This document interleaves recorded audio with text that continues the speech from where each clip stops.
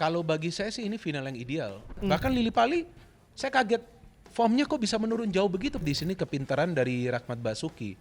Dia bisa switch Malik Rizaldi ini. Persib Bandung ini kan di first leg harus main di mana? Di lapangan latihan Bali United. Gak pernah mereka bermain di sana kan? Sehingga pemain seperti Eber Besa mana? Gak kelihatan kan kontribusinya. Padahal Eber Besa ini kan pemain yang berbahaya. Jadi ya bagi Boyan Hodak mungkin dia akan memilih Febri dibandingkan Beckham. Kita tahu bahwa para pemain Persib itu ketika di final jika bermain dengan overconfident itu yang bisa menjadi masalah. Setahu saya kan yang menjadi juara itu adalah yang menjadi juara atau yang menang lah, yang menang Championship Series karena kan itu klimaksnya kan. Baik lagi di Liputan 6 Sport Podcast bersama saya Glenn Joshua. Minggu ini kita akan bahas soal final Championship Series dari Liga 1. Sudah bersama saya ada Bung Minder. Bung Minder, Ya. sehat? Sehat. Gimana nih Bung Minder? Liga 1 udah masuk laga final. Oke. Akan mempertemukan Persib Bandung dan juga Madura United. Ya. Final yang ideal? Kalau bagi saya sih ini final yang ideal. Karena kan kalau saya melihatnya cara bermain dua tim ini. Nah, cara bermain dua tim ini kan adalah dengan mengandalkan umpan-umpan pendek. Jadi jarang banget tuh para pemain Persib dan juga Madura itu mengandalkan yang namanya long ball passing. Jadi kalau dari segi permainan, memang dua tim ini bermain dengan sepak bola mengandalkan umpan-umpan kombinasi. Jadi bagi kita sebagai penonton juga akan menarik menonton pertandingan ini. Dan buktinya kan dua tim ini sekarang bisa lolos sampai ke final. Mereka bisa mencetak banyak gol di dua leg semifinal. Untuk Persib Bandung tampaknya memang sudah ditargetkan masuk final dan juga memang semua orang mungkin memprediksi bisa masuk final. Ya. Madura United, apakah ini juga mengejutkan Bung? Karena kan sebelumnya mungkin yang diunggulkan adalah Borneo. Ya, bagi saya mengejutkan. Bukan karena Borneo-nya berada di puncak klasmen di regular series. Tapi karena Madura United ini kan sekarang kan tanpa pelatih mereka ya. Betul. Mauricio Souza ini kan tidak melanjutkan kerjasamanya dengan Madura United. Kita juga tidak tahu apa yang sebetulnya terjadi kan. Tapi faktanya sekarang kan Madura United kan dilatih oleh caretaker mereka, Rahmat Basuki. Tapi ternyata dengan pelatih sementara mereka bisa lolos ke final. Mungkin banyak yang menilai bahwa tanpa Mauricio Souza yang bisa membuat Madura United itu lolos ke Championship Series, mungkin Madura ini akan kalah lawan Borneo. Apalagi second leg-nya itu kan mainnya kan di kandang Borneo FC ya, walaupun bukan di Stadion Segiri, tapi di Stadion Batakan. Tapi kan Borneo FC itu dari segi materi pemain, kita tahulah pemain-pemain yang bagus, mereka tim yang produktif, tapi kan yang menentukan itu kan taktik. Jadi taktik dari Madura United dari Rahmat Basuki ini dia tidak mengubah pola permainan dari Madura seperti yang sebelumnya mereka dilatih oleh Mauricio Souza. Jadi para pemain Borneo ini memang bisa lama menguasai bola, bisa lebih sering melakukan pergerakan ke ruang pertahanan Madura. Tapi dalam attacking, kalau sepak bola itu kan tim itu main mau menang kan. Artinya apa? Attacking dia harus efektif. Pertahanan dia itu harus bagus. Jadi Madura ini memang fokus dalam bertahan, mereka rapat banget dalam bertahan, tapi serangannya itu mematikan. Efektif hanya 4-5 kali passing saja mereka tuh sudah bisa menciptakan peluang. Bung Binder melihatnya apakah ini memang karena taktikal dari Madura United atau rentetan hasil buruk Borneo setelah kemarin mereka mengangkat piala 5 pertandingan kalah semua, Bung Binder? Ya, ada dua faktor tersebut. Dari Borneo FC tentu itu yang saya agak kaget ya, bahwa pada saat mereka sudah lolos ke Championship Series kan ada rotasi terus ya di line up dan rotasinya kan besar-besaran ya. Itu tentu mengganggu momentum dan juga chemistry lah ya di antara para pemain. Kalau Madura United ini kan mereka mengejar ya slot terakhir itu kan. Jadi kalaupun ada rotasi ya mungkin rotasi yang dilakukan itu karena terpaksa. Ada pemain yang tidak bisa bermain. Persib Bandung juga sama kan. Persib Bandung itu rotasi besar-besaran cuma match terakhir itu yang lawan Sleman. Betul, Dan yang mereka kalah. Ya kan? Itu hanya satu kali saja mereka lakukan itu. Kemudian Bali United kan terus push sampai akhir kan. Jadi tiga tim ini sebetulnya kalau kita melihat chemistry, mereka tetap coba untuk menjaga chemistry. Tapi Borneo FC dengan begitu banyak rotasi di 3 atau 4 pertandingan terakhir, kita jangan lihat hasil akhirnya. Tapi kalau ada perubahan yang besar dilakukan di starting lineup terus menerus, nanti ketika balik ke komposisi inti, itu wajar akan mengganggu chemistry. Langsung masuk ke komposisi inti, langsung masuk di semifinal, main away. Nah kan berat langsung bagi mereka kan. Bahkan Lili Pali, saya kaget formnya kok bisa menurun jauh begitu, padahal dia kan adalah top assist di Liga 1. Jadi karena rotasi itu yang Bung Binder Itu salah satu faktornya dari Borneo FC. Rotasi kedua, memang permainan dari Madura United ini bagus. Saya tidak melihat para pemain Madura United banyak melakukan kesalahan. Mereka fokus untuk bermain compact football, tapi transisi mereka. Nah, di era sepak bola modern ini kan transisi sangat penting. Timnas kita saja mainnya apa? Transisi positif. Betul. Transisi kita itu harus bagus. Transisi dari Madura ini lebih bagus karena para pemain mereka tidak lama pegang bola. Bola itu cepat dibagi. Ketika bola itu cepat dibagi, nah itu yang akan menciptakan kepanikan di ruang pertahanan tim lawan. Karena kemarin gol dari Madura pun kita lihat 2 kali umpan terobosan ya. Itu Pertama dia. dari Jaja dan juga yang dari nomor punggung 7. Rivera. Dan juga kemarin Malik Rizaldi ini menjadi salah satu man of the match mungkin ya untuk pertandingan semifinal kemarin. Iya, karena kan dia di leg pertama kan tidak bermain dari awal ya. Dia bukan starter kan. Tapi di match ini dia menjadi starter dan saya melihat di sini kepintaran dari Rahmat Basuki. Dia bisa switch Malik Rizaldi ini menjadi false nine. Pada saat Madura itu menyamakan kedudukan atau unggul itu ya, saya lupa ya. Nah, artinya ketika dia switch Malik Rizaldi itu menjadi false nine, itu yang memberikan Malik ruang lebih banyak gitu. Bebas. Karena dia kan punya speed ya. Padahal tuh yang dia ganti itu adalah Dalberto. Dia tarik keluar Dalberto, dia masukin Bayu Gatra. Malik itu pindah ke depan. Artinya ada kepintaran dari pelatih juga. Sebelumnya memang Malik sudah mencetak gol. Tapi tadi yang Anda katakan umpan terobosan, ya itu memang adalah salah satu cara dari Madura untuk bisa menciptakan peluang. Karena pemain-pemain mereka di depan itu pintar mencari ruang. Seperti 2 winger, ya kan, terus 1 striker. Nah, jadi kalau kita bandingkan antara 2 finalis yang akan main nanti, ini kan pola permainannya mirip. Iya, betul. Mainnya umpan terobosan, mainnya dari sayap, mainnya transisi cepat, mainnya umpan-umpan pendek. Nah, jadi Madura United itu memanfaatkan kelengahan para pemain Borneo yang naik tinggi. Akhirnya di tengah itu kan gak ada yang cover tuh. Maka itu Jaja dan Rivera yang merupakan kreator, masa sih gak dikawal? Harusnya kan 2 kreator ini harus dikawal biar gak bisa bagi bola.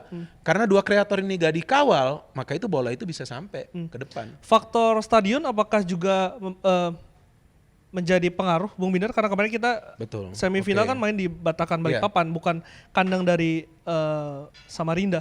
Seharusnya tidak menjadi masalah bagi Borneo FC. Karena kan sebelumnya juga di regular series mereka di pertandingan-pertandingan away juga bisa menang. Ya kan? Artinya mau main dimanapun, seharusnya jika para pemain ini kompak, ya venue itu seharusnya tidak menjadi masalah. Sekarang contohnya Persib Bandung. Persib Bandung ini kan di first leg harus main di mana? Di lapangan latihan Bali United. Gak pernah mereka bermain di sana kan? Tapi mereka bermain jauh lebih baik. Betul kan? Dan mereka berhasil mendapatkan hasil imbang. Seharusnya faktor venue ini bukan merupakan faktor utama. Karena juga sebelumnya juga Borneo bermain di Stadion Batakan. Jadi saya pikir bukan karena Borneo FC tidak bisa bermain di kandang sendiri, mereka sebenarnya kemudian mereka kalah, enggak. Ini kembali kepada chemistry di antara para pemain dan taktiknya dari Peter Huistra. Ketika para pemain Borneo FC lama menguasai bola, itu yang memudahkan para pemain Madura, udah tunggu aja kita di belakang. That's why peluang dari Borneo FC yang berbahaya kan gak banyak. Yang on target ya, gak banyak. Bung Binder, kalau kita lihat bagaimana perjalanan Madura musim ini sebetulnya kan tidak begitu baik. Sempat terseok-seok di awal musim, mendapatkan tiket Championship Series di laga terakhir bahkan. Betul. Itu seperti apa Bung Binder melihatnya? Ya, justru di sana terlihat perjuangan dari para pemain Madura United. Bahwa mereka fight sampai akhir. Artinya mental dari para pemain Madura ini kan kuat. Padahal mereka sama sekali tidak diunggulkan untuk lolos. Ada tim-tim lain yang sebelumnya sudah pernah berada di slot atau peringkat nomor 4, PSIS Semarang. Ternyata Semarang turun kan, mereka yang ambil alih. Dan saya melihat memang ada peran dari pelatih mereka sebelumnya kan, Mauricio Souza itu yang tadi saya katakan. Tanpa Mauricio Souza ternyata mereka bisa lolos ke final. Tapi saya melihat para pemain Madura United ini kan punya fighting spirit, plus mereka adalah pemain-pemain yang mengandalkan kekompakan, jadi kolektivitas. Ini dari dulu nih, saya nonton Madura United, mau siapapun itu pelatihnya, memang mainnya tuh kompak, kolektif banget. Dan mereka selalu punya kreator-kreator serangan di tengah. Jadi inti kekuatan dari Madura United itu adalah permainan yang kreatif. Melihat pelatih Souza sendiri seperti apa sih Bung Binder? Kalau Souza ini kan adalah pelatih yang mengandalkan sepak bola menyerang ya. Jadi memang pelatih-pelatih seperti Mauricio Souza ini akan meminta para pemain untuk lebih fokus dalam passing bola, dalam mencari ruang, dalam bergerak. Dan saya memang sering kan menonton pertandingan dari Madura juga ketika saya tidak siaran ya. Nah, saya sering nonton dan memang permainan mereka bagus sih, menghibur banget. Karena jarang banget gitu para pemain mereka akan memberikan umpan-umpan long ball ke depan ya. Mereka akan lebih banyak mainin umpan-umpan terobosan atau umpan ke sayap melakukan penetrasi. sayap kasih crossing pun jarang banget crossing yang tinggi. Biasa crossingnya yang rendah, atau yang Memanjakan ya? datar-datar, iya. Jadi dari segi pola permainan bersama Mauricio Souza, memang Madura adalah tim yang bermain sepak bola indah lah istilahnya, mereka mainnya bagus. Tapi sekarang dengan Rahmat Basuki juga mereka bisa bermain pola yang mirip seperti itu, tapi bertahannya ini lebih solid lagi mereka. Bandung selalu mendapatkan hasil yang tidak baik kalau misalnya tandang ke Bali, tapi mereka kemarin berhasil mengalahkan Bali di kandang 3-0. Bagaimana Bung Binder melihat dua pertandingan ini? Apakah Persib ini layak untuk masuk final? Ya jelas layak Persib masuk final. Karena kan kalau dari segi permainan Bali United tidak bisa berkembang. Baik di leg pertama dan juga di leg kedua, berapa sih sebetulnya total chances dari Bali? Sangat sedikit yang berbahaya. Artinya secara permainan Bali United tidak berkembang. Karena sebuah tim itu kalau mau menang kan mereka harus ya tentu menciptakan peluang dulu agar bisa mencetak gol. Tapi kalau jumlah peluang yang berbahaya sedikit, bagaimana caranya mereka bisa mencetak gol? Terus kenapa tim tersebut tidak bisa mencetak atau menciptakan banyak peluang? Karena tim lawan itu pintar dalam menyulitkan mereka untuk bermain secara kreatif. Maka itu Bali United mainnya cuma dari sayap lawan Persib. Tengahnya itu gak jalan. Karena tengahnya itu Persib lebih menguasai. Artinya Dendi dan Klok itu sangat dominan. Sangat dominan. Dedi dan McClock ini sangat bagus. Sehingga pemain seperti Eberbesa mana? Gak kelihatan kan kontribusinya, padahal Eberbesa ini kan pemain yang berbahaya. Betul. Jadi Bali hanya main dari sayap, crossing yang nggak ketemu, yang nggak bisa nyampe ke rekannya. Mau itu Jefferson ataupun Spaso, dan ya Jefferson mencetak 1 gol. Tapi kan seharusnya juga kita tahu jika wasit memberikan dia kartu merah kan dia nggak main itu, benar kan? Betul. Sebelumnya kan ada insiden kan? Hanya 1 menit sebelum gol. Ya 1 atau 2 menit sebelum gol itu, ya kan? Tapi kan wasit memilih ya itu dianggap bukan sebuah pelanggaran. Ya udah dia main, dia cetak gol. Tapi kan second leg dia tidak bisa berbuat apa-apa. Spaso sebelumnya juga tidak bisa mendapatkan peluang yang berbahaya. Bung Binder, yang menarik adalah di leg kedua, kalau kita lihat statistik, sebetulnya secara komposisi penguasaan bola dan juga penguasaan bola dan statistik lainnya itu lebih unggul, umpan akurat dari Bali itu lebih unggul dibandingkan Persib gitu. Apakah ini berarti bahwa saat ini sepak bola itu tidak menjamin nih kalau kita pegang bola banyak kita menang? Kalau umpan yang akurat itu kan perlu kita lihat. Umpan yang akurat itu di mana? Apakah di area tim lawan atau di area sendiri? Kalau di area sendiri ya wajar umpan-umpan yang akurat karena mungkin gangguannya minim. Tapi kalau berada di ruang pertahanan tim lawan, ya saya ragu sih jika umpan-umpan dari Bali United banyak yang akurat. Karena kan tadi sudah saya jelaskan crossing mereka saja gak banyak bisa menciptakan peluang yang berbahaya. Tapi memang ya kita tahu kalau di era sepak bola modern, ball possession is not everything.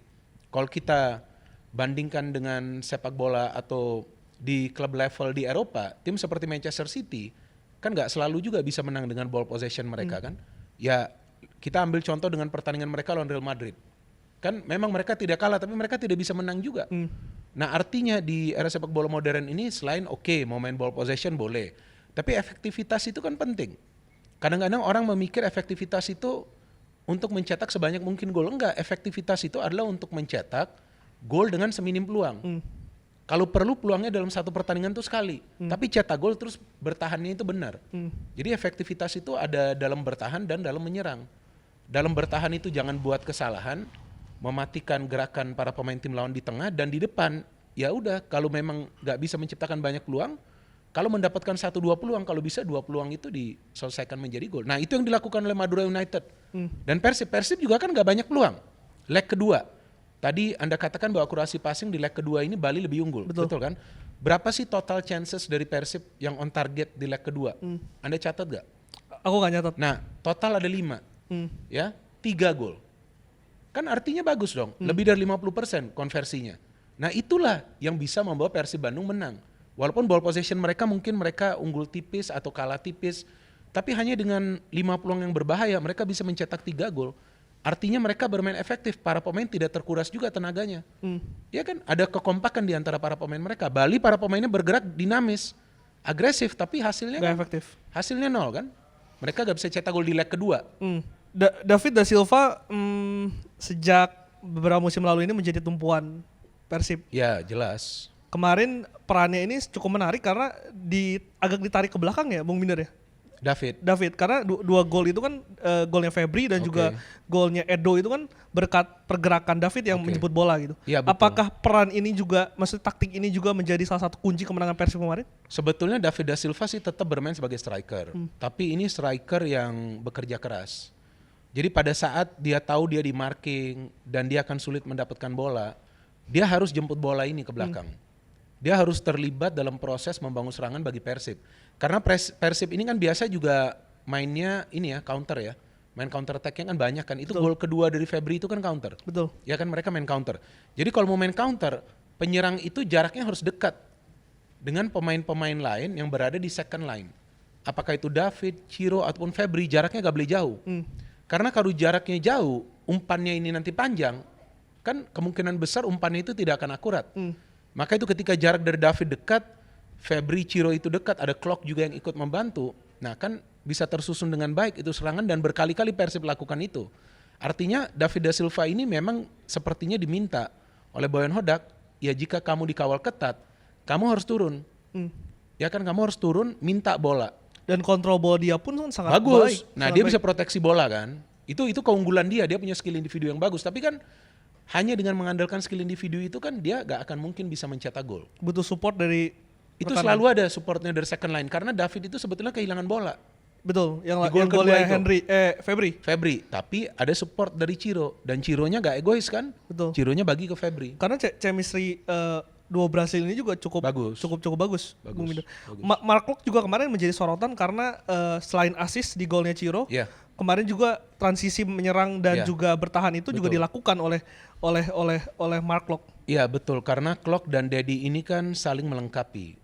Kalau Deddy Kusnandar ini kan jarang ya melakukan pergerakan ke depan ya. Dedi ini kan lebih banyak menunggu di tengah ya. Tapi pada saat dapat bola dia akan cepat membagi bola. Tapi kalau Mark Klok ini kan lebih agresif. Penetrasi ya? Penetrasi, dan Mark Klok mainnya kan tidak seperti sebelumnya ketika dia bermain di PSM Makassar. Dia mainnya kan lebih defensif karena ada Ploem pada saat itu di sana. Di Persija juga begitu, dia mainnya agak defensif. Di Persib awalnya juga begitu. Betul. Tapi sekarang dia berani maju.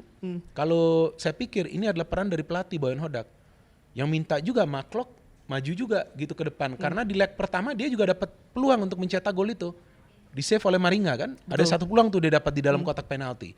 Jadi dengan majunya Mark Klok ini memberikan tambahan bantuan kepada para pemain Persib lainnya di depan. Kalau mereka kesulitan untuk creating chance, akan ada pemain lain yang masuk. Tapi Dedi tidak akan maju. Kalau Dedi maju bahaya. Nanti counter dari tim lawan kan.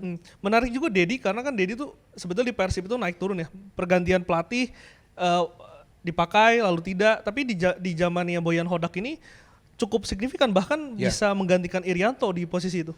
Iya, karena Deddy Kusnandar adalah pemain yang main dengan visi. Jadi kalau mau main sepak bola counter atau sepak bola mengandalkan transisi positif, harus ada pemain di tengah itu yang ketika mendapatkan bola harus distribusi itu bola cepat. Tapi distribusinya itu kan gak harus ke depan. Bisa juga ke sebelahnya, bisa juga ke belakang. Tapi harus punya akurasi umpan.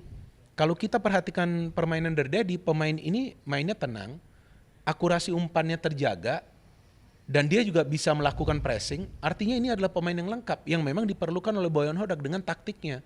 Yaitu mengandalkan pressing, main counter cepat. Karena Persib Bandung sepanjang musim ini, jarang banget saya melihat Persib Bandung itu bisa punya ball possession di atas 60%. Iya kan? Iya betul. Sejak Boyan Hodak ya, kalau Luis Mia memang possession lebih lama mereka pegang bola. Tapi dengan Boyan Hodak, pemain itu harus bergerak. Saya sendiri gak menyangka Febri bisa kembali menemukan formnya dalam beberapa pertandingan terakhir. Nah itu kenapa Bung Windan melihat untuk Febri? Peran pelatih. Jadi pelatih yang mungkin memberikan dia instruksi. Karena Febri ini kan sempat mungkin kehilangan kepercayaan diri. Sebetulnya di regular series dia udah mulai kembali tuh performanya lawan Borneo. Itu bagus kan dia main lawan Borneo FC yang Persib menang 2-1. Jadi ini kembali kepada pelatih. Pelatih itu bukan saja memikirkan taktik, tapi pelatih itu harus juga meningkatkan form dari pemain. Baik itu secara teknis atau non teknis. Mungkin bagi Febri kepercayaan dirinya mulai menurun karena dia sulit menemukan performanya. Banyak yang bilang dia habis di Persib. Banyak yang menilai mungkin dia selesai, akan dilepas oleh Persib. Betul. Mungkin nanti dia akan mainnya di Liga 2 kan. Apa saja mungkin terjadi karena dia sulit banget untuk berkembang. Bahkan Febri itu kan harapan dia akan comeback itu ketika Luis Mia masuk. Iya itu, tapi gak berkembang juga. Tidak kan? berkembang juga. Di eranya Luis Mia juga dia tidak selalu bermain sebagai starter kan. Tapi sekarang opsinya bagi Persib siapa selain Febri? Oke, Beckham Putra. Beckham juga saya lihat Kurang stabil ya? Belum stabil. nggak begitu bagus. Bahkan beberapa kali saya mengatakan dia harus belajar passing yang benar juga. Iya, karena berapa kali itu dia passing bolanya nggak akurat. Sering juga shooting yang melayang tinggi gitu. Jadi padahal dia adalah pemain muda juga kan. Jadi ya bagi Boyan Hodak mungkin dia akan memilih Febri dari dibandingkan Beckham. Dan Febri terbukti sekarang performanya mulai meningkat kan. Saya juga mau nanya Bung Binder soal performa dari Beltrame. Ini satu pemain yang ditarik menggantikan Madinda waktu itu. Bagaimana melihat debut dari Beltrame musim ini? Ini kan pemain pilihan Boyan Hodak. Sebetulnya bisa saja Levi Madinda itu diperpanjang peminjamannya atau mungkin dikontrak oleh Persib Bandung. Tapi Levi Madinda itu kan masuk di eranya Luis Mia atau sebelum Luis Mia itu pergi ya, saya lupa ya. Jadi ini kan ya bukan pilihannya Boyan Hodak ya. Jadi Boyan Hodak memerlukan pemain yang bisa melakukan penetrasi juga dari tengah, yang bisa bermain sebagai kreator serangan dengan bergerak dengan bola. Levi Madinda itu bagus, dia menjadi penghubung ke lini depan Persib, passingnya akurat. Tapi Levi Madinda tidak sebaik Stefano Beltrame dalam melakukan pergerakan dengan bola. Kalau Levi Madinda, Klok dan Dedi main, itu sebetulnya mirip mereka. Betul. Permainannya kan, bagi bola tutup ruang, Levi Madinda memang lebih ofensif. Tapi ada Stefano yang berani memegang bola sambil bergerak. Skill individunya bagus, punya visi yang bagus. Stefano Beltrame itu di setiap pertandingan Persib, sejak dia mulai tune in ya, saya lupa di pekan keberapa itu dia tune in, minimal 2 umpan kunci di pertandingan Persib. Umpan kunci itu kan akan menjadi assist kalau gol. Tapi dengan 2 umpan kunci itu per pertandingan artinya Persib menciptakan peluang. Sekarang kita lihat, dia permainannya kan semakin bagus karena sudah dapat chemistry-nya, dan saya melihat ini pemain dari second line yang sangat mengancam. Sayang saja di leg kedua performanya tidak sesuai ekspektasi ya. Leg pertama bagus ya. Leg kedua kurang terlihat. Tapi saya pikir pemain ini bisa menjadi pemain kunci nanti di final. Karena Madura ini kan punya Jaja ya. Tapi Persib punya si Stefano, ya bedanya Jaja dengan Stefano, Jaja ini jarang bergerak, tapi Stefano ini aktif bergerak. Mirip-mirip Makan Konate mungkin ya, 2014. Kalau Makan Konate itu, ya Makan Konate kan fokus juga untuk mencetak gol ya. Tapi kalau Stefano ini kan, kalau kita lihat gol-gol yang dicetak oleh Stefano, itu kebanyakan karena dia masuk at the right time. Betul.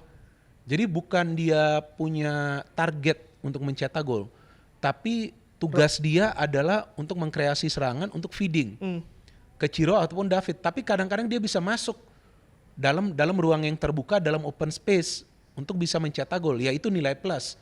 Tapi target dia kan bukan untuk mencetak gol. Target dia adalah untuk mengkreasi serangan. Kalau Makan Konate adalah opsi lainnya bagi Persib untuk mencetak gol. Maka itu Makan Konate kalau dari segi produktivitas ya memang lebih bagus daripada Stefano. Tapi gaya permainannya beda. Dan Stefano adalah pemain yang lebih stylish. Kalau kita perhatikan, dia nggak mau buru-buru. Gaya Eropa. Iya, nggak mau buru-buru lepas itu bola.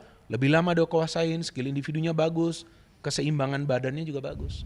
Bung Binder, Persib musim ini, apakah ini musim terbaik dalam 10 tahun terakhir? Kalau dalam 10 tahun terakhir sih enggak juga ya. Menurut saya ada juga seperti musim lalu Persib mainnya juga gak buruk kan bersama Luis Mia. Tapi ternyata kehabisan tenaga.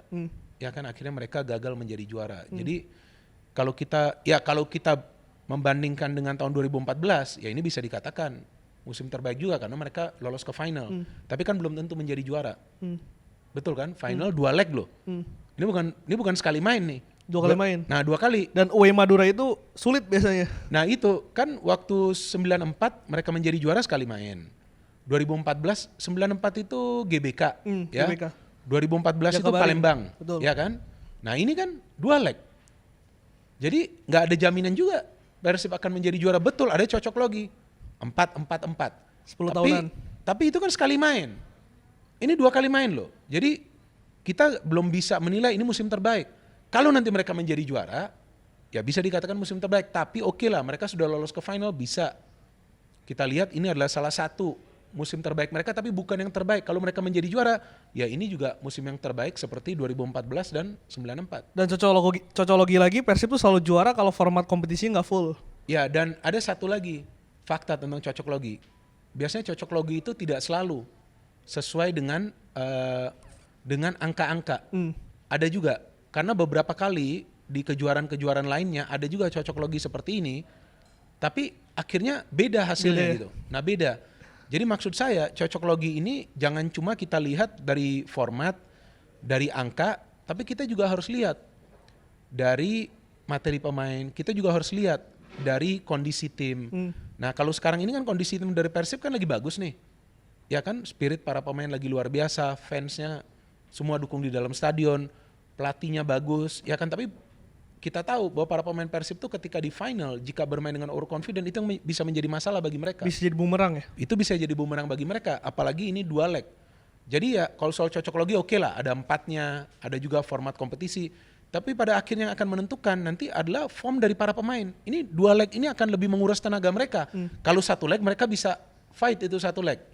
Kalau sudah menang leg pertama, nggak ada jaminan juga leg kedua akan safe. Betul. Betul kan? Sebaliknya juga begitu. Kalau draw atau kalah di leg pertama, belum tentu juga akan gagal. Masih bisa menjadi juara. Jadi dua leg ini, main pertama di Bandung, main kedua di Madura ini lebih menguntungkan Madura ya sebetulnya? Enggak juga? Enggak, karena itu Borneo FC lawan Madura. Leg kedua, ya walaupun bukan di kandang Borneo. It's a final ya, jadi nggak bisa. Kalau menurut saya, nah itu satu lagi cocok lagi yang akan dikatakan kan, bahwa biasanya kalau bermain second leg di kandang itu, tim itu, ya artinya sudah persiapan untuk menyambut juara kan, nggak ada jaminan juga kan. Tim tuan rumah yang menjadi tuan rumah Piala Dunia yang lolos ke final aja pernah kalah kok, Italia kan. Ya kan pernah lolos ke final kalah mereka. Bung Minar, saya juga menarik. Pernah lolos ke semifinal ya mereka, nggak juara. Nggak juara ya? Italia, iya. Tahun berapa itu? Tahun 90. Kalau lawan Argentina adu penalti kan banyak yang menilai mereka yang akan menjadi juara. Tapi di semifinal kan kalah adu penalti lawan Argentina. Oke, Bung Minar balik lagi ke Persib. Kalau kita lihat awal musim ini sebetulnya kan Persib ini tidak start dengan baik.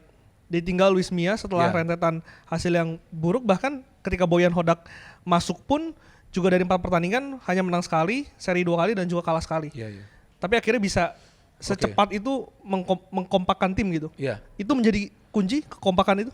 Iya, tadi saya kan katakan ya bahwa kolektivitas di antara para pemain Persib ini bagus, dan meskipun David da Silva mencetak puluhan gol, 27 ya, kalau nggak salah ya. Ciro juga sudah mencetak belasan gol, asisnya juga banyak. Stefano juga bisa mencetak gol. Tapi kan seandainya David da Silva ini tidak mendapatkan suplai bola dari tengah, gak mungkin dia mencetak begitu banyak gol. Betul kan? Seandainya Ciro mau cetak gol sendiri, gimana caranya Persib bisa menang kan? Artinya harus ada kekompakan. Maklok mainnya sekarang jauh lebih baik. Deddy Kusnandar bisa bagi bola. Bahkan fullback dari Persib di 2 leg semifinal ini hampir ya jarang melepaskan crossing. Coba Hen dan Rezaldi. Mereka fokus benar-benar di bertahan. Padahal kita tahu biasanya mereka maju. Nah itu kan gak gampang juga bagi mereka. Kan terbiasa mereka maju. Tapi mereka ngikutin instruksi dari pelatihnya. Artinya mereka mau bermain demi tim. Artinya mereka mau bahwa mereka harus berada di belakang agar tim ini tidak kemasukan gol gitu. Karena Bali itu kan sangat bahaya dari sayap. Karena pertahanan Persib Bandung pun kan untuk musim ini dan juga musim lalu ini menjadi sorotan, Bung Minar. Karena kita tahu dalam zamannya pelatih Belanda, Bung Minar, pelatih Robert Rene Albert itu kan untuk pertahanan waktu itu bagus, Igbo Nevo dan Nick, tapi penyerangannya yang waktu itu jadi masalah. Tapi sekarang kebalikannya, bahkan kemarin Kevin pun akhirnya didatangkan untuk bisa melapis Teja gitu. Kalau menurut saya memang Persib membutuhkan penjaga gawang seperti Kevin untuk compete. Artinya begini, meskipun kan Kevin ini tidak selalu clean sheet, ya kan leg pertama semifinal dia kemasukan gol. Tapi penjaga gawang ini saya melihat dari segi kepercayaan diri bagus banget. Pemain yang baru bermain di Liga 1, dia memang tidak langsung ya startnya mulus ya. Tapi saya ingat di game pertama, game kedua dia walaupun dia kemasukan gol, tapi dia banyak melakukan save. Dan ini kiper yang berani mengambil keputusan untuk maju dan dia bisa mainin bola. Atribusi bola ya? Nah dia bisa mainin bola. Nah mungkin ini adalah selera dari Boyan Hodak. Karena sebelumnya tuh ada Teja Pakualam yang sebetulnya gak buruk juga. Tapi kan konsistensinya seperti apa. Mungkin itu yang menjadi masalah.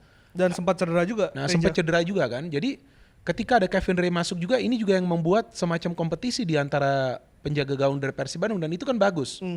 Artinya mereka punya banyak pilihan untuk menurunkan penjaga gawang. Dan bagi Boyan Hodak, dia juga bisa melakukan rotasi jika diperlukan gitu. Boyan Hodak kemarin diwawancara sejumlah media di Bandung. Ia mengatakan sudah biasa masuk ke final.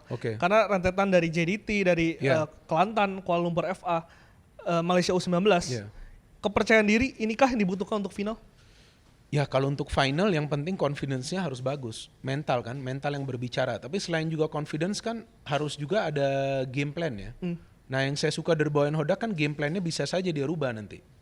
Artinya dari main transisi positif, mungkin juga nanti dia minta para pemain, pokoknya kita pressing dulu, kita menurunkan tempo dulu, jangan main high tempo. Karena Persib ini adalah tim yang bisa beradaptasi untuk tempo permainan.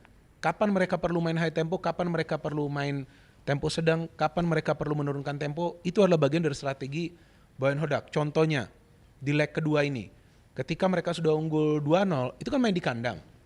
Sebetulnya bisa saja mereka nambah gol. 5-6-0 pun menurut saya bisa. Tapi babak kedua apa yang mereka lakukan? Turunin aja itu tempo. Ya kan, babak pertama mereka main high tempo, karena mereka butuh itu gol. Babak kedua mereka turunin tempo. Itu mungkin para pemain Bali pun bingung. Kok tempo Persib menurun, mereka fokus untuk bertahan, mereka nggak mau lama menguasai bola, itu kan membuat tim lawan itu kan frustasi. Jadi kembali lagi kepada taktik, confidence boleh bagus, tapi taktiknya seperti apa? Bisa juga nanti di final first leg, walaupun main first leg di kandang Persib, mungkin juga Boyan Hodak meminta para pemain, ya harus juga mengatur irama permainan. Jangan juga main all out dengan overconfident dan lupa bahwa Madura United juga biasa bermain counter. Madura United juga punya kreator di tengah, punya kecepatan di depan, dan Madura United punya defense itu kuat juga. Farudin dan Kleberson itu. Ini kan bagus, kiper mereka juga bagus, Lukas. Betul. Di leg kedua ini ada beberapa save yang dia lakukan kan, dari Lili Pali, Adam Alis, Rizky Dwi, Adam Alis 2 kali kalau nggak salah. Bung Minder, secara keseluruhan kalau kita lihat Liga 1 musim ini, apakah liga yang bagus? Maksudnya liga yang seru atau mengecewakan? Kalau saya kan sudah nonton Liga Indonesia ya, mulai dari 94. Dan kalau bagi saya, Liga Indonesia itu memang seru. Tapi tidak semua pertandingan. Ya kan kita harus fair. Tidak semua pertandingan itu seru. Tergantung juga dari tim yang main. Karena ada tim yang style of play-nya mengandalkan attacking, ada tim style of play-nya mengandalkan defend and counter, ada tim style of play-nya mengandalkan long ball passing, ada tim style of play-nya mengandalkan umpan-umpan pendek. Tapi kalau bagi saya, di era Liga 1 ini, lebih banyak pertandingan-pertandingan itu yang menarik. Karena lebih banyak tim sekarang yang main mengandalkan umpan-umpan pendek. Jadi jarang banget itu long ball, udah jarang banget lah long ball passing. Kalau crossing itu kan masih ada. Jadi kalau kita ingin menilai Liga 1, ya kita harus nonton dulu full competition. Jadi ketika kita nonton full competition ini selama 1 musim, banyak kok pertandingan-pertandingan yang menarik dan banyak kok pemain-pemain yang bagus.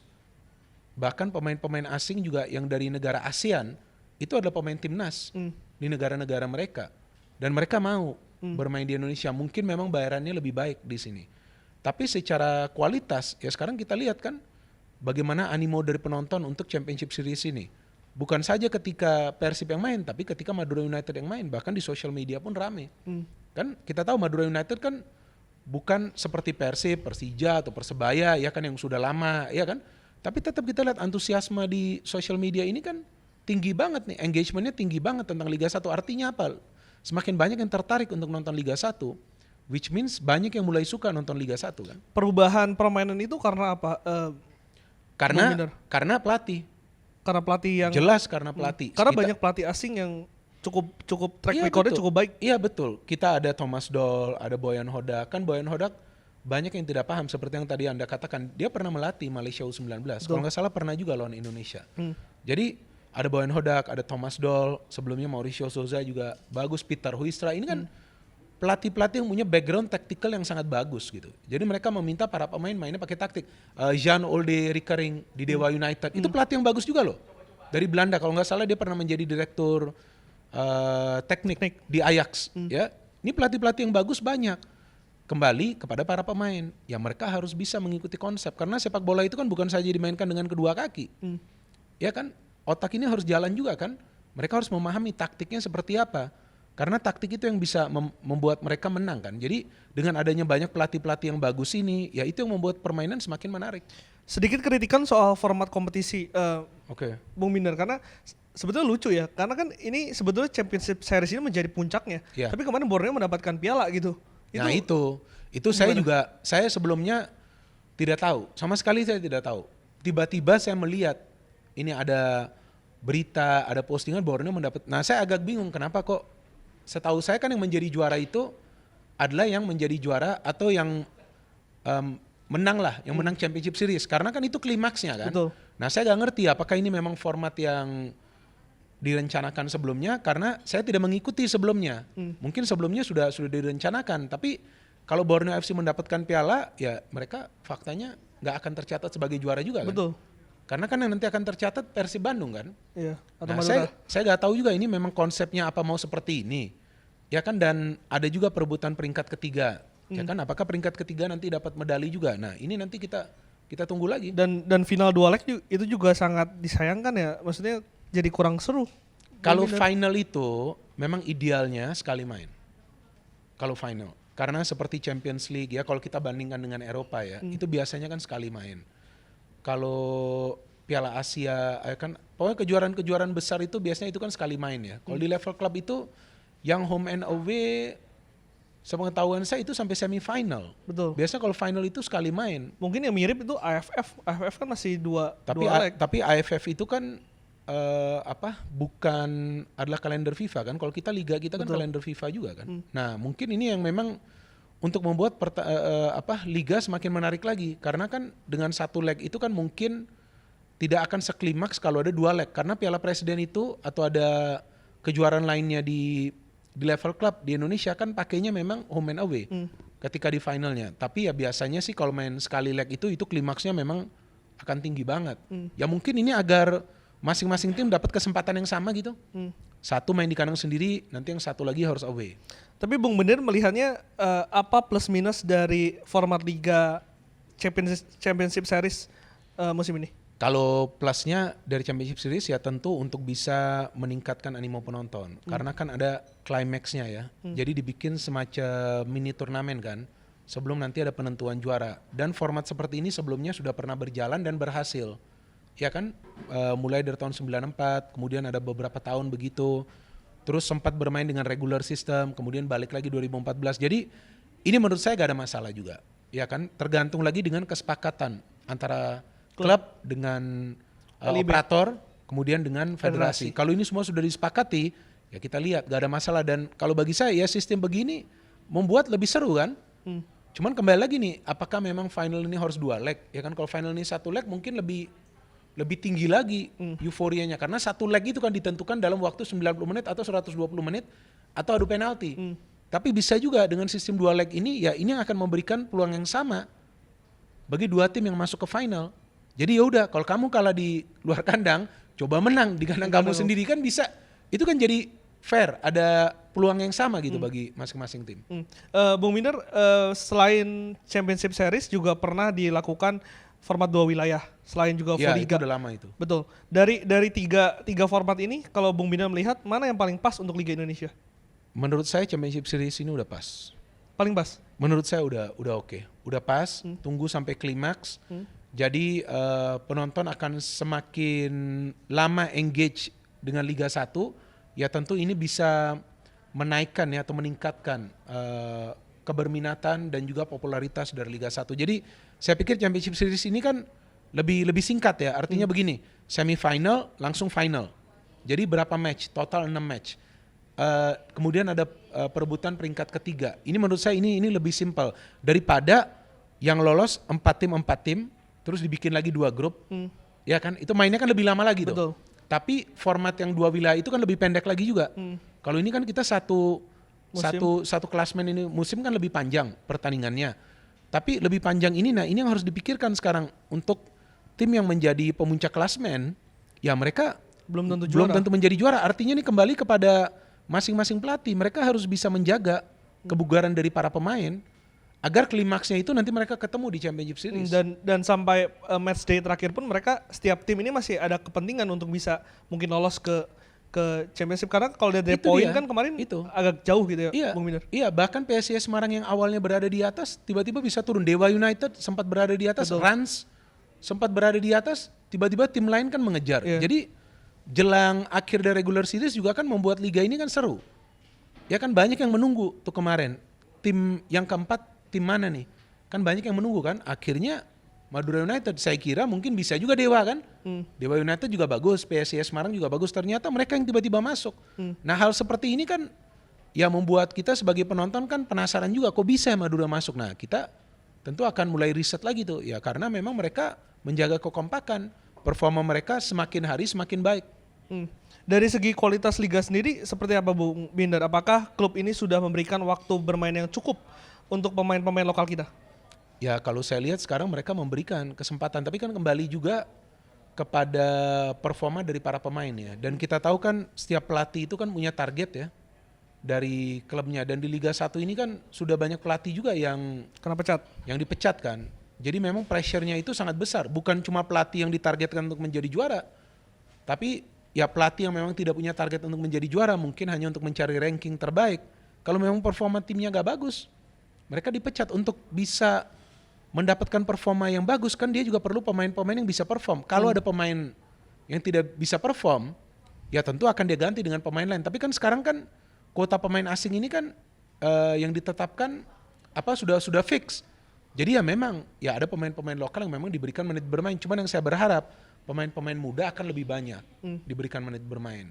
Yang di bawah usia 21 tahun ya. Biar mereka juga mendapatkan menit bermain supaya akan bermanfaat bagi timnas kita. Karena kan sementara ini nih belum ada nih kompetisi pemain usia muda. Nah kita lagi tunggu musim depan ada gak nih U19 atau U16. Kalau masih belum ada, ya ini pemain-pemain muda mau main di mana ini? Untuk kuota pemain asing, apakah perlu dikurangi atau sudah? Saya pikir pas? ini sudah pas. Ini sudah pas karena ya kalau kebanyakan juga, ya nanti gimana para pemain lokal yang akan masuk juga kan? Saya nggak tahu kalau nanti ditambah lagi ya berapa banyak pemain lokal kita yang akan Tapi main. sempat ada info katanya ada kemungkinan ditambah? Iya, itu kan baru sekedar info atau rumors ya. Tapi kan belum ada kepastian. Saya pikir hal seperti ini sebelum diambil keputusan tentu akan didiskusikan juga dengan semua klub. Kan sekarang kan ada beberapa klub yang juga promosi kan dari Liga 2 kan. Tentu ini harus ada diskusi internal dulu. Tapi saya pikir dengan kuota yang sekarang ini sudah lebih dari cukup. Jadi para pemain lokal juga mendapatkan peluang. Biar lebih banyak pemain yang muncul, yang lokal, yang nanti bisa dipantau juga oleh pelatih timnas kita. Apakah itu di level U20 atau juga di senior. Bung Binder, saya merasa di musim ini untuk penjadwalan liga kita lebih rapih, lebih mensinkronkan dengan agenda FIFA. Sepakat? Sebetulnya kalau dengan agenda FIFA ya betul, tapi yang non FIFA yang jadi masalah. Nah ini yang menjadi masalah, karena kan kemarin waktu mau ke Qatar itu cuma 9 kan, dong ya?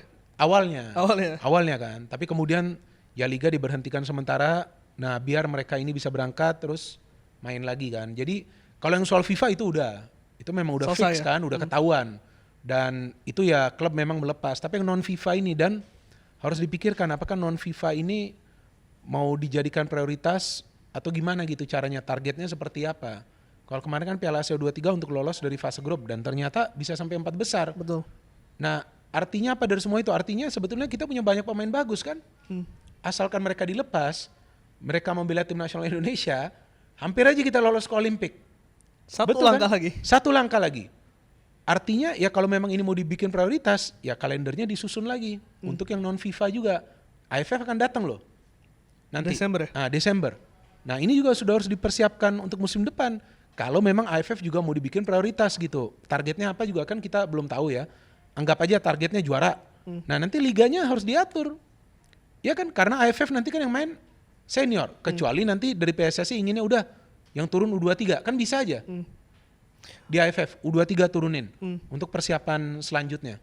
Bung Binder, kenapa ya untuk masalah kemarin ini yang di Qatar ini hanya liga kita mungkin yang sempat harus diberhentikan, di negara-negara lain tidak dilakukan? Apakah memang karena pemain-pemain dari negara lain itu mainnya itu di liga junior di negaranya, sedangkan kita tidak punya? Itu yang menjadi salah satu masalah? Enggak juga, mereka juga punya masalahnya. Mereka juga punya masalah mereka sendiri, pemain-pemain yang tidak dilepas. Jadi kan ketika kompetisi itu berjalan, tentu klub-klub memerlukan pemain-pemain inti ini, atau ya mungkin juga ada yang pemain bintang ya. Jadi tidak akan mudah, apalagi kita jangan cuma bicara soal klub-klub Liga 1, tapi klub-klub di Eropa pun kan mereka gak harus melepas para pemain. Ya kan contohnya seperti Nathan, yang awalnya dikabarkan akan gabung, ternyata tidak akan gabung, harus ada lobby juga. Ya kan Justin Hubner juga sama seperti itu, karena memang ini bukan kalender FIFA.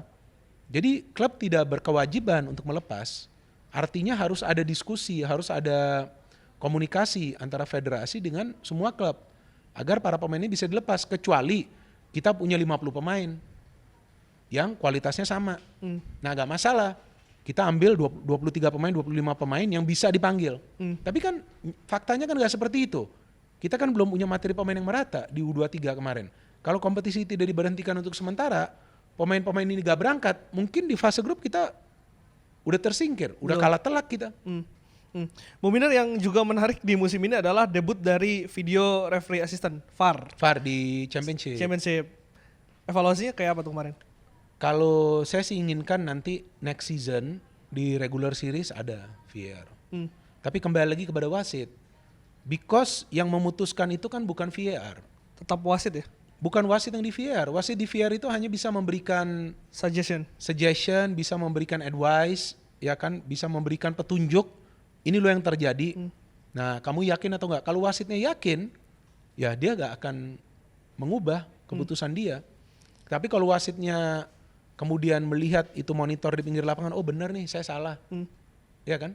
Nah, bisa dia revisi itu keputusan itu. Atau yang dia belum ambil keputusan, dia ambil keputusan itu. Jadi VAR ini kan adalah teknologi untuk membantu wasit. Tapi VAR, video assistant referee ini tidak dalam posisi untuk mengambil keputusan.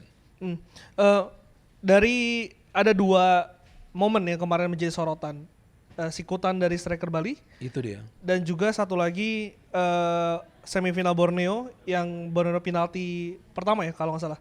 Yang ada Borneo, sikutan. oh itu tangan dari Kleberson. Tepat nggak itu? Kalau tangan dari Kleberson menurut saya tepat. Kalau yang Jefferson itu yang saya kaget. Karena kan dia ada tangannya bergerak ya. Mau kenanya maksimal, gak maksimal, mau kena ke bagian mana. Tapi itu kan situasi yang terjadi ketika tidak ada perebutan bola. Betul. Ya kan? Dan wasit sudah di call dari ruang VAR untuk melihat monitor. Kita semua yang melihat monitor melihat nih seharusnya ini red card. Tapi ya kembali kepada wasit. Kalau wasit memilih itu bukan red card, itu adalah keputusan dia. Ya nanti tinggal dari Komdis. Ya kan? Komisi Disiplin Wasit. Melihat nih salah atau benar. Kalau menurut Komisi Disiplin Wasit ini salah, ya mungkin nanti akan dievaluasi juga wasit itu. Tapi kalau melihat infrastruktur stadion kita di seluruh Indonesia untuk musim depan, apakah belum akan terwujud? Belum. Bukan, maksud saya belum siap untuk memakai VAR. Kan ada banyak stadion yang sekarang lagi direnovasi. Betul. Artinya ya yang diharapkan jika stadion-stadion ini bisa selesai, nah mereka bisa pakai ini VAR. Karena VAR itu kan kameranya banyak. Itu yang kita pakai VAR kan bukan yang biasa dipakai di Eropa. Itu kan yang mobile VAR. Jumlah kameranya mungkin tidak sebanyak seperti yang di Eropa. Dan tidak sedetil itu kayaknya ya? Nah, kalau sedetil itu kan itu tergantung lagi nanti ke cost lagi kan. Costnya kan pasti akan lebih tinggi kan. Tapi kan dengan VAR yang sekarang dipakai sebetulnya udah oke. Cuma mungkin kalau nanti mulai ke regular series secara permanen dipakai, nah angle kameranya itu yang nanti harus ditambah lagi. Jadi kalau di Eropa yang memang mereka sudah pakai lama kan angle-nya itu kan ditambah. Jadi bisa lihat dari segala angle tuh. 4-5 angle tuh bisa kelihatan untuk wasit. Bu Minder, kalau kemarin siaran di studio, sama nggak sih maksudnya point of view dengan kita yang nonton di TV? Apa tuh? Karena kan pertama sangat lama. Bagaimana? Oh itu ya. Itu 1-2 menit saya hitung setiap kali keputusan VAR. Ya. Dan juga tayangannya itu tidak ditayangkan di TV. Ada yang ditayangkan, ada yang enggak. Tapi hanya berapa second, tidak lama. Karena ini kan sesuatu yang baru ya bagi para wasit kita ya. Mereka membutuhkan waktu untuk belajar, untuk bisa beradaptasi. Dan sama seperti di Piala Dunia U17 sama juga. Ada wasit-wasit luar negeri, mereka pun lama. Pada saat itu bahkan saya ingat ada injury time tuh, saya lupa pertandingan apa yang saya siaran 15 menit loh. Injury time. Ada juga kan kemarin di Championship Series 15 menit juga. Karena wasit membutuhkan waktu untuk clear. Nah ini kembali lagi kepada pengalaman wasit. Kalau di Eropa kan mereka agak lama. Lihat mungkin 2 minutes, oke, mereka putuskan langsung. Tapi kalau di sini masih belajar. Waktu Piala Dunia U17 saja yang wasit-wasit luar saja butuh waktu kan? Masih barang baru ya? Masih butuh waktu. Bu Minder, pertanyaan terakhir. Untuk final, siapa yang akan juara? Wah, kalau yang akan juara saya nggak bisa tahu. Saya nggak tahu juga. Karena kan kita belum tahu nih apakah semua pemain akan available atau enggak. Tiba-tiba ada satu pemain cedera, kan bisa mengganggu timnya. Kalau kita berbicara peluang, ya tentu peluangnya Persib lebih tinggi. Ini kan berbicara soal peluang ya. Kalau yang akan juara saya belum bisa ngomong sekarang. Karena kita belum tahu nanti akan full tim atau enggak. Kalau nanti ada yang cedera bisa mengganggu kan. Tapi kalau soal peluang, ya feeling saya ke Persib. Berapa persen? Berapa Tipis persen? lah, 55-45 untuk juara ya. 55-45. Iya, Skor? untuk juara. Enggak, untuk juara kan? Ya Untuk kalau untuk skor?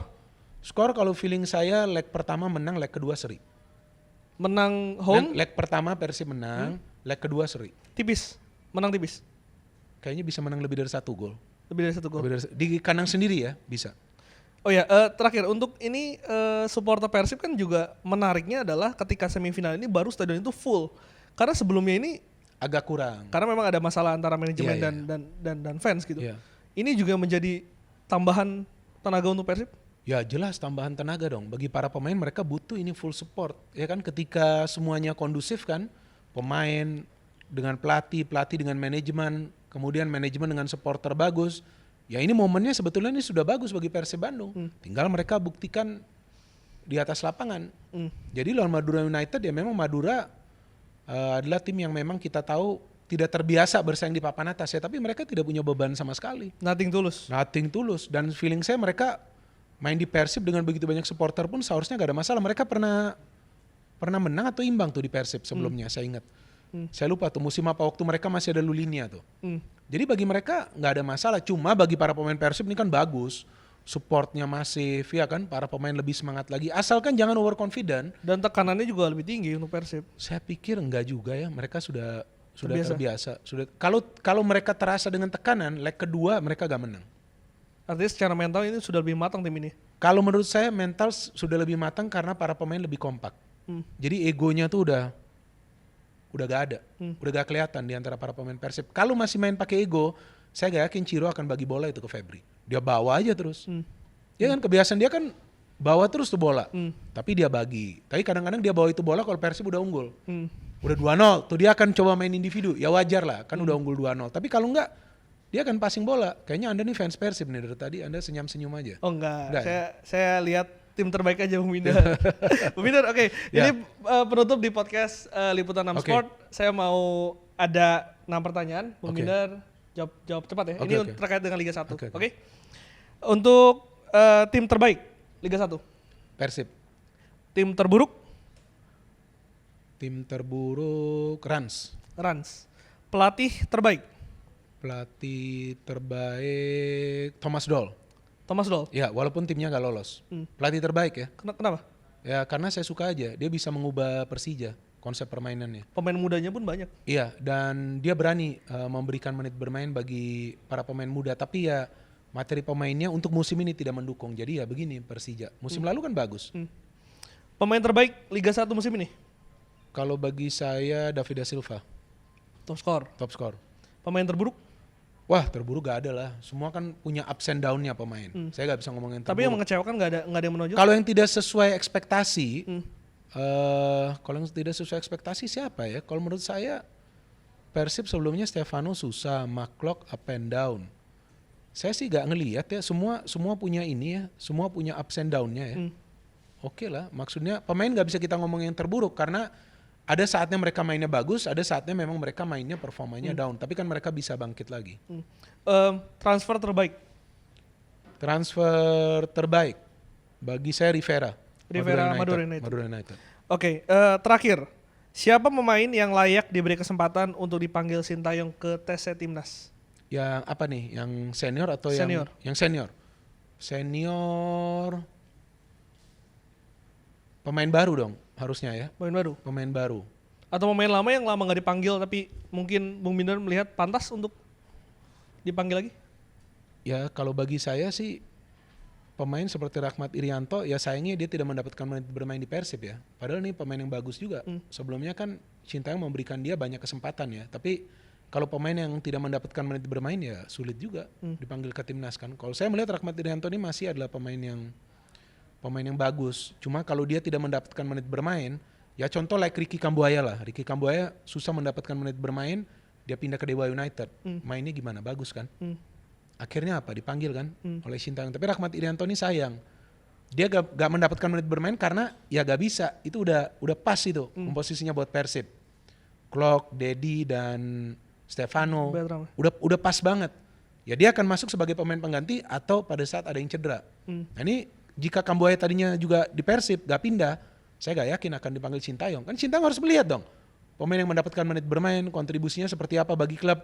Jadi kalau bagi saya, yang saya harapkan Rahmat Irianto bisa kembali masuk timnas Indonesia. Karena ini pemain yang bagus, tapi kembali dia harus main satu musim itu biar dia mendapatkan tempatnya kembali di timnas. Karena sekarang kan kalau lihat di timnas yang defensive midfielder kita kan nggak banyak. Betul. Malahan back diminta jadi defensive midfielder. Iya kan? Hubner ya, sering tarik Hubner, Nathan, kan? Sandy Walsh. Ya karena Rahmat Iriantonya dulu dipanggil, ya sekarang dia udah jarang bermain kan susah dong bagi pemain. Mungkin nanti karena kemarin sempat cedera, Bung Binder? Sempat cedera dan juga kembali ke performa.